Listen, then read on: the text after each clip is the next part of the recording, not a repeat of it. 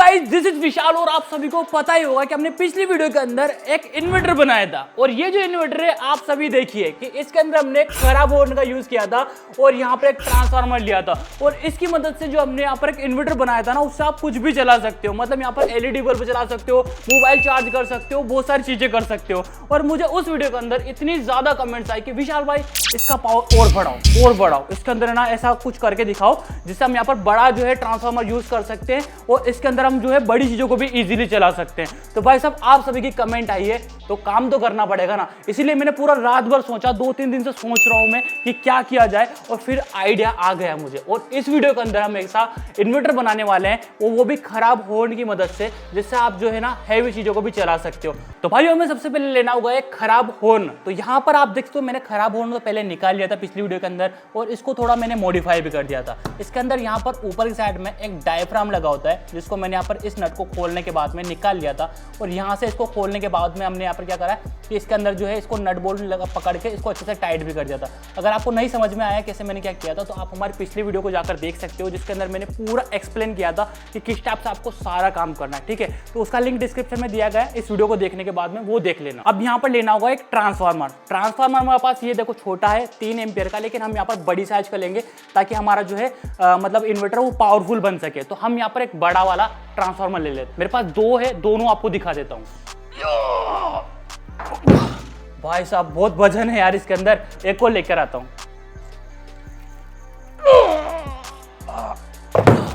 तो देखो मेरे पास 2 यहाँ पर ट्रांसफार्मर है और दोनों ट्रांसफार्मर काफी हेवी है।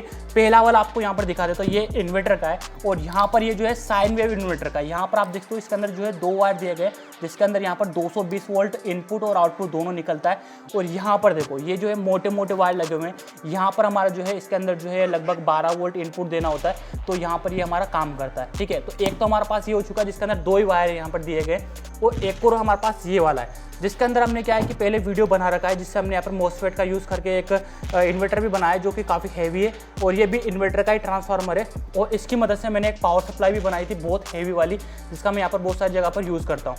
तो इसका भी हम यहाँ पर यूज़ कर सकते हैं। और ये जो है 12012 का ट्रांसफार्मर है। सबसे पहले आप ये समझ लो कि हमारा ट्रांसफार्मर काम कैसे करता है। अगर आपको ये समझ में आ गया तो बहुत ज़्यादा सिंपल हो जाएगा हमारा प्रोजेक्ट। हमारा ट्रांसफार्मर डीसी करंट पे काम नहीं करता है, इसको चाहिए एसी करंट या फिर पल्स के अंदर करंट चाहिए। जैसे कि हमने यहाँ पर दोनों वायर के अंदर डीसी करंट दे दिया डायरेक्टली बैटरी से, तो वो क्या होता है कि डीसी करंट होता है डायरेक्ट करंट, और एसी करंट के अंदर क्या होता है कि वो जो है ना एक वायर से दूसरे वायर में हमारा जो है प्लस माइनस नेगेटिव जो पॉजिटिव रहता है वो जंप करता रहता है, इधर से उधर जाता रहता है। लेकिन हम यहाँ पर क्या कर सकते हैं, डीसी के अंदर क्या कर सकते हैं, एक जो हमारा देखते हुए पॉजिटिव है तो पॉजिटिव रख सकते हैं और नेगेटिव वाला जो है ना उसके अंदर स्विचिंग करा सकते हैं, जिसके अंदर पल्स जनरेट होगी। जैसे मतलब जो हमारा डीसी करंट है वो बंद चालू होगा, स्विच होता है ना बंद चालू करते हैं, उसी टाइप से यहाँ पर ये स्विच बंद चालू होगा तो भी हमारा जो ट्रांसफार्मर वो काम करेगा और हमारा स्टेप अप कर सकता है और स्टेप डाउन भी कर सकता है। लेकिन भाई हम यहाँ पर ट्रांजिस्टर का यूज नहीं करेंगे, मॉसफेट का भी यूज नहीं करेंगे, हम यहाँ पर यूज करेंगे हॉर्न का। अभी आपको मैं समझा देता हूँ कि हॉर्न काम कैसे करता है। देखो हॉर्न काफी सिंपल तरीके से काम करता है। जब भी हम इसके अंदर 12 वोल्ट की इनपुट देते हैं प्लस माइनस, तो यहाँ पर क्या होता है कोइल बनी होती है अंदर की साइड में, जिसके अंदर क्या होता है इलेक्ट्रोमैग्नेटिक फील्ड जनरेट होता है, चुंबक बनती है और ये जो लोहे का पार्ट लगा हुआ है इसको अपनी तरफ खींचती है। जब ये नीचे की साइड में जाएगा तो इसके अंदर एक स्विच होता है, वो जो है दब जाता है और वो ये करंट होता है उसको बंद कर देता है।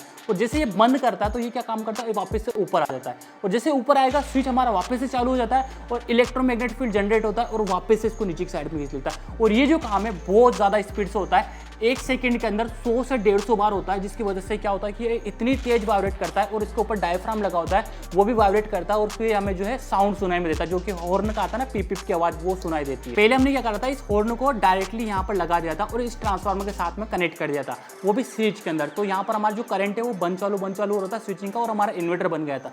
लेकिन यहाँ पर दिक्कत ये है भाइयों कि हमारा जो ट्रांसफार्मर है काफी बड़ी साइज का है, यहाँ पर हमारा जो एम्पेयर भी ज्यादा आएगा। अगर डायरेक्टली इसको हम यहाँ पर जो सीरीज के अंदर कनेक्ट कर देते हैं तो हमारा जो ये खराब हो जाएगा, इसका भी क्या हो जाएगा सत्यानाश हो जाएगा। तो हम यहाँ पर डायरेक्टली इसका यूज नहीं कर सकते। एक चीज की और जरूरत पड़ने वाली जो कि हम लेके आते हैं। चलो तो हम यहाँ पर यूज करने वाले हैं इस चीज का, ये देखो भाई साहब बहुत सारे इसको समझ गए होंगे, जिसको समझ में आ गया कमेंट करो, फटाफट से वीडियो को रोको, और जिसको समझ में नहीं आया मैं समझाता हूँ ये क्या चीज है। आप सभी ने बाइक तो चलाई होगी, उसके अंदर एक सेल्फ स्टार्ट मोटर लगी होती है जो कि काफी ज्यादा हाई एम्पेयर लेती है, बैटरी से डायरेक्टली कनेक्ट लेती है। लेकिन आपने सोचा है कभी जैसे हम जो स्विच दबाते हैं ना उसका सेल्फ स्टार्ट का हो तो छोटा सा होता है इसके अंदर पतले पतले वायर आते हैं, तो वो जो पतले पतले वायर है इतना ज़्यादा एम्पेयर को कैसे सहन कर सकते हैं। तो भाइयों मैं आपको वो समझा देता हूँ कि वो डायरेक्टली हमारा जो स्विच है उससे कनेक्ट नहीं होता है, उसके बीच में लगा होता है ये रिले मॉड्यूल। ये क्या काम करता है, ये हमारा स्विचिंग का काम करता है, एक तरीके से बटन है। और ये जो काम क्या करता है, जैसे हमारी जो बाइक है उसके साथ में जो बटन होता है ना, उसके साथ में ये दोनों वायर कनेक्ट होते हैं।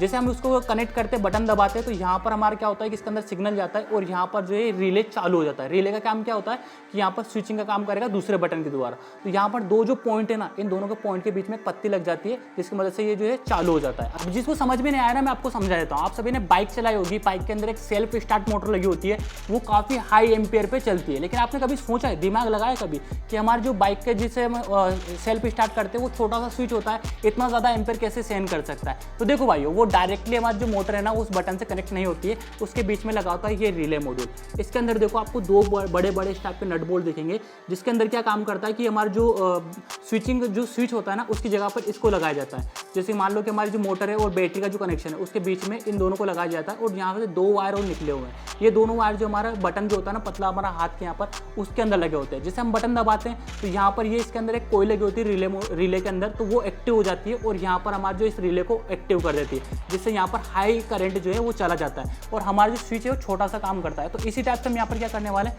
जो हमारा छोटा स्विच होता है ना, उसकी जगह पर इसका यहाँ पर यूज़ करेंगे, इसके अंदर इस टाइप से लगा देंगे। और यहाँ पर जो हाई एम्पेयर है उसके यहाँ पर हम जो इस ट्रांसफार्मर को लगा देंगे इस टाइप से, ठीक है। तो ये जो काम है फटाफट से मैं कर लेता हूँ, उसके बाद में आपको समझाता हूँ कि ये कैसे क्या काम होगा। बहुत सारे को समझ में नहीं आया होगा, तो फटाफट से कर लेते हैं।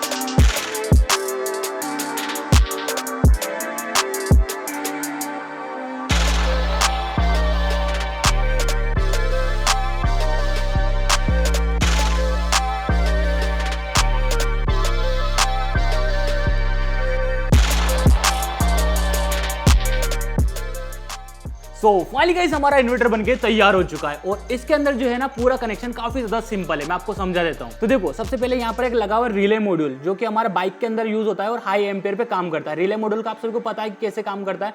ये हमारे पतले पतले वायर जो दिख रहा है ना, इसके अंदर दो आपको ये देखो, एक रेड कलर का और ब्लैक कलर का। जब भी इसके अंदर हम 12 वोल्ट देते हैं तो यहाँ पर एक स्विच लगा होता है, वो जो ऑन हो जाता है। जैसे यहाँ पर जैसे ऑन होगा तो यहाँ पर क्या होगा, इसका जो कनेक्शन इससे मिल जाएगा। ये देखो ये जो वायर जा रहा है ना, इससे इसका कनेक्शन मिल जाएगा। अगर हम इसके अंदर 12 वोल्ट नहीं देते तो यहाँ पर ये ऑफ रहता है, कनेक्शन ऑन नहीं रहेगा। एक तरीके से स्विच ही है। और लेकिन यहाँ पर जैसे हम 12 वोल्ट देंगे जब ये चालू होगा, 12 वोल्ट नहीं देंगे तो यहाँ पर बंद हो जाएगा। अभी यहाँ पर हमने क्या करा है कि इसका जो कनेक्शन है वो इससे कर दिया है। यहाँ से हमने क्या करा है, पैरेलल के अंदर कनेक्शन कर दिया। आपको दिखा देता हूँ।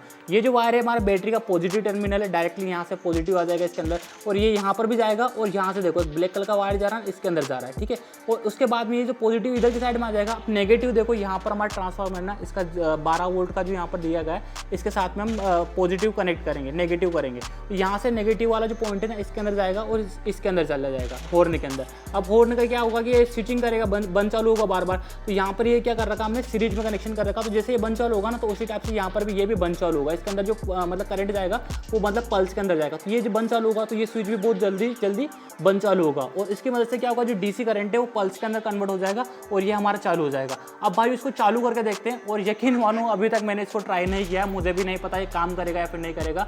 अगर आपको पता है तो कमेंट करके इस वीडियो को रोकिए और कमेंट करके बताओ कि ये चलेगा या फिर नहीं चलेगा, ठीक है। कर दिया कमेंट। अब यहाँ पर इसको ट्राई करके देखते हैं। इसके अंदर यहाँ पर जो हम वोल्टेज देते हैं और ये हमारा काम करेगा या फिर नहीं करेगा, समझ में आ जाएगा अभी सब कुछ। तो भाई साहब इसको चलाने के लिए हम इस बड़ी बैटरी का यूज़ करेंगे। और ये जो बैटरी है काफ़ी पावरफुल है, ये कार की बैटरी है। तो हम यहाँ पर जैसे इसका कनेक्शन करेंगे तो ये इन्वर्टर हमारा जो चालू हो जाएगा। और यकीन मानो अभी मैंने ट्राई नहीं किया, मैं भी नर्वस हूँ। अभी मेरे को पता नहीं कि चलेगा या नहीं चलेगा। काफ़ी मेहनत हो चुकी है और पैसा भी लग चुका है इसके अंदर। ये जो है मार्केट में आपको लगभग 200-250 रुपये का मिलेगा। ऑनलाइन थोड़ा महंगा रेट है इसका, MRP तो ज़्यादा है लेकिन 200-250 में मिल जाएगा। अभी यहाँ पर इसको हम चालू करते हैं। सबसे पहले यहाँ पर पॉजिटिव नेगेटिव लगा देंगे। वैसे इसके अंदर कोई सा भी कहीं भी लगा सकते, कोई दिक्कत नहीं, क्योंकि यहाँ पर बस स्विचिंग ही हो रही है, इसके अंदर स्विच अच्छी है इसके अंदर, कोई भी चीज़ नहीं है।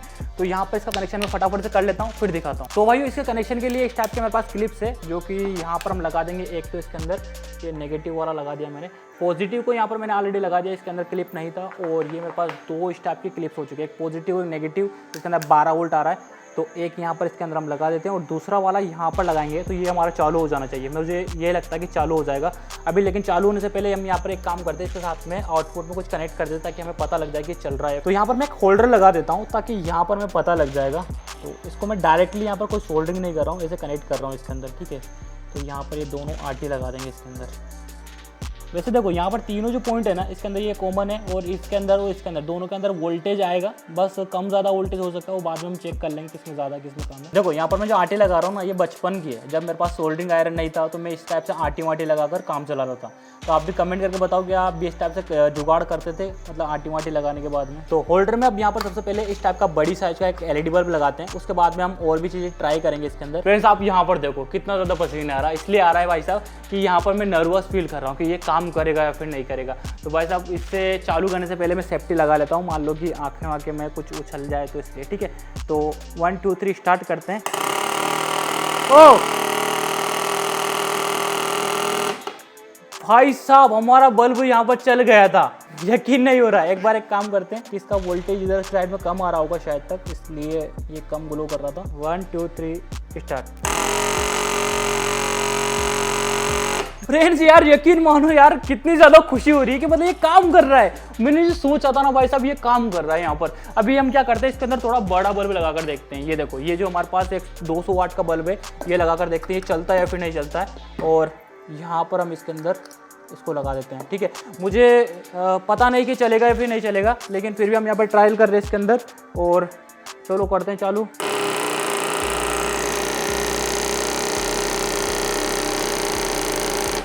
भाई साहब 200 वाट का बल्ब जो है ग्लो कर रहा है इसके अंदर। और ये जो इन्वर्टर बनाया हमने, इसके अंदर कोई मॉसफेट नहीं है, कोई ट्रांजिस्टर नहीं है, कोई भी मतलब जो इसके अंदर इलेक्ट्रॉनिक पार्ट्स नहीं है, जो मतलब कंपोनेंट होते हैं इनको कंपोनेंट बोला जाता है, कोई भी इलेक्ट्रॉनिक कंपोनेंट नहीं है। यहाँ पर सिर्फ हमने एक हॉर्न लिया है और एक यहाँ पर हमारा रिले मॉड्यूल लिया है और हमारा ट्रांसफार्मर से हमने यहाँ पर इसको चालू कर दिया है। वैसे यकीन नहीं हो रहा कि यार हमने यहाँ पर एक जुगाड़ करके एक इन्वर्टर बना लिया है। हाँ थोड़ा कम ग्लो कर रहा है, लेकिन भाई साहब ग्लो कर रहा है। एक बार और आपको दिखाता हूं मैं लाइट बंद करके। अंधेरा करने के बाद में आपको अच्छे से दिखा होगा कि हमारा जो है बल्ब काफी अच्छे से ग्लो कर रहा है। 200 वाट का बल्ब यहाँ पर अच्छे से चल रहा है। अभी यहाँ पर इसका वोल्टेज चेक कर लेते हैं कि वोल्टेज कितना मिल रहा है। तो यहाँ पर मल्टीमीटर से मैं इसको चेक कर लेता हूँ। ये हमारे पास मल्टीमीटर है और यहाँ पर इसका हम प्रोब्स लगा देते हैं इसके अंदर, ठीक है। ये हम यहाँ पर इसके अंदर कनेक्ट कर देते हैं ताकि हमें पता लगे कि वोल्टेज कितना निकल रहा है। मुझे लग रहा है कि वोल्टेज थोड़ा डाउन हो सकता है इसका, ठीक है। अभी देखो ये हमारा कंटिन्यूटी पे सेट हो रहा है, तो यहाँ पर इसके अंदर कंटिन्यूटी दिखा रहा है, ये आवाज़ कर रहा है, लेकिन अभी यहाँ पर पता लग जाएगा इसके अंदर। तो चालू करता हूँ मैं इसके अंदर।